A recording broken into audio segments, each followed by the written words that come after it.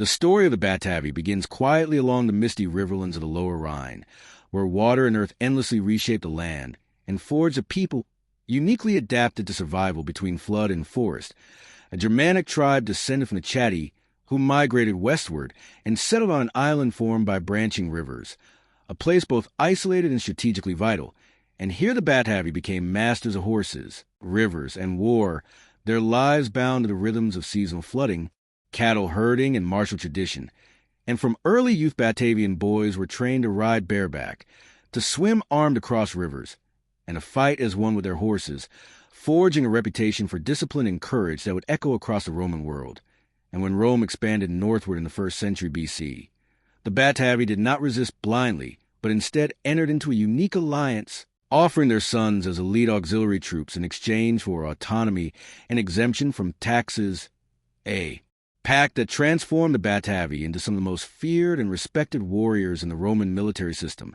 renowned especially for their heavy cavalry and shock infantry, who could cross rivers in full armor without breaking formation, a skill that astonished Roman generals and terrified their enemies. And Batavian units marched with the legions into Britain, Germania, and Gaul, fighting in distant lands while their homeland remained technically free, governed by its own chieftains under Roman oversight. And yet this relationship was never equal, for Rome demanded loyalty without restraint, conscripting Batavian youth in disproportionate numbers, abusing local leaders, and treating allies as expendable tools of empire,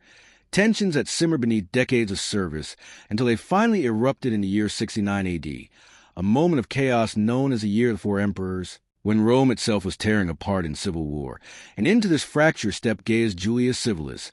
a Batavian nobleman, veteran officer, and one-eyed commander whose Roman name masked a deeply Germanic soul. And Civilis saw opportunity where others saw danger, rallying Batavian warriors with ancient odes, invoking tribal freedom, ancestral gods, and the promise of a world without Roman chains. And what began as a localized revolt soon ignited a wider rebellion across the Rhine. As other Germanic tribes and disaffected auxiliaries joined the cause, Roman forts fell, legions mutinied, and the eagle standards of Rome were captured or destroyed, an unthinkable humiliation that shook imperial confidence. And Batavian cavalry thundered across battlefields once defended by Rome, their distinctive shields and crested helmets symbols of defiance,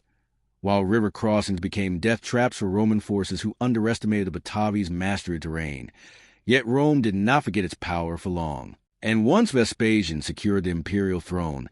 the empire turned its full attention to crushing the revolt,